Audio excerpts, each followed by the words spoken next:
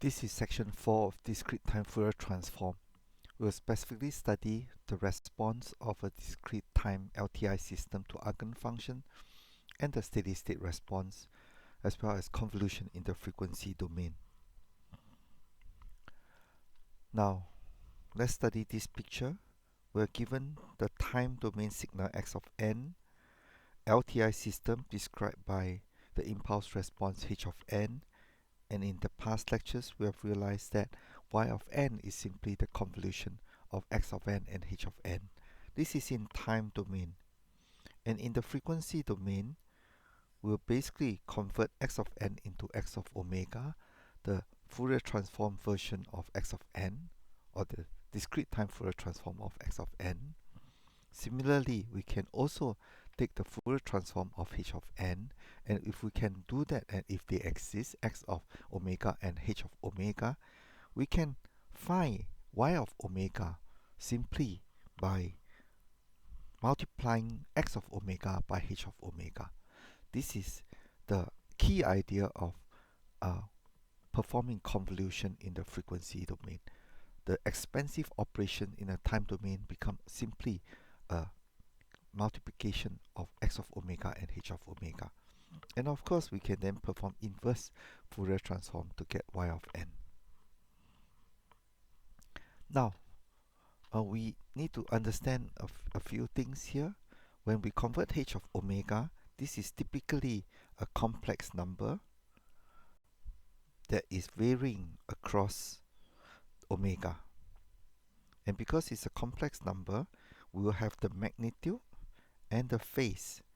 And the magnitude of what? The magnitude of h of omega and the phase of h of omega across different omega. We are typically interested in 0 to 2 pi or from minus pi to pi, depending on your use case. H of omega has a special name because h of n is the impulse response.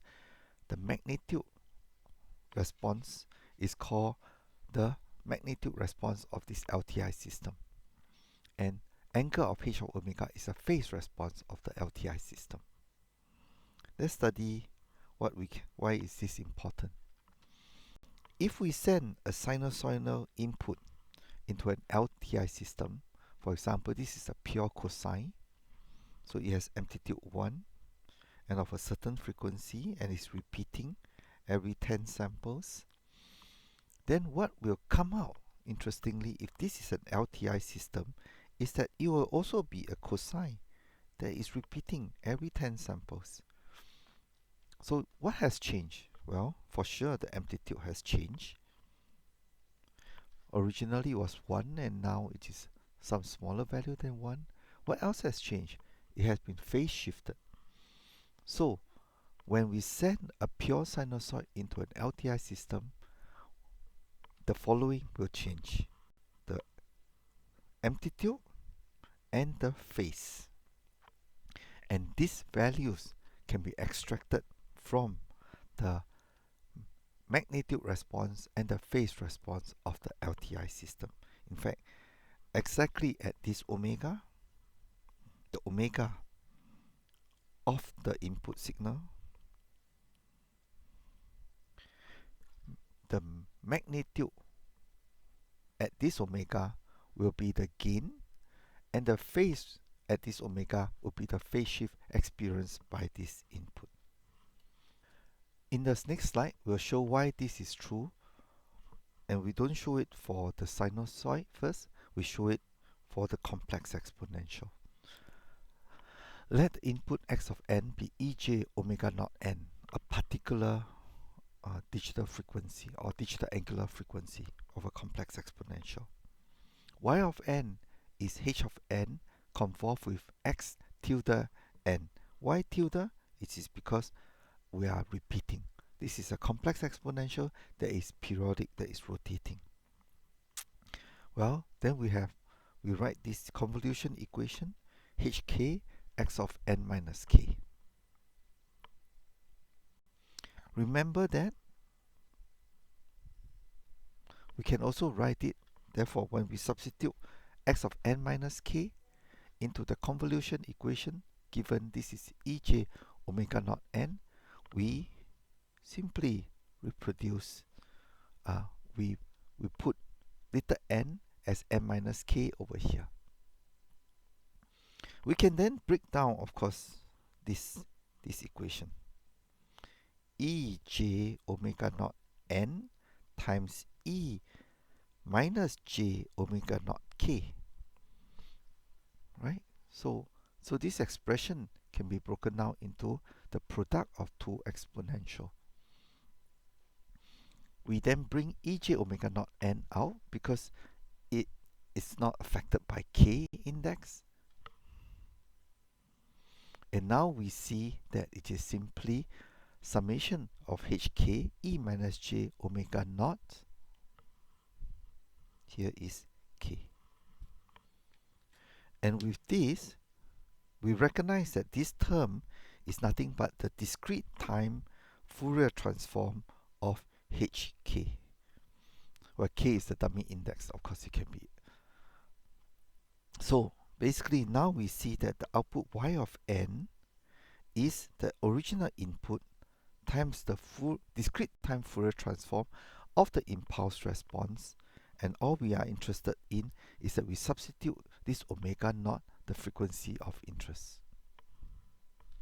In the discrete time Fourier transform of hk, we need all omega, but in this particular case, we are only interested in omega equals to omega naught, so hence this notation. Now, what you realize is that when we evaluate this expression, we're evaluating something called the steady state response of the system.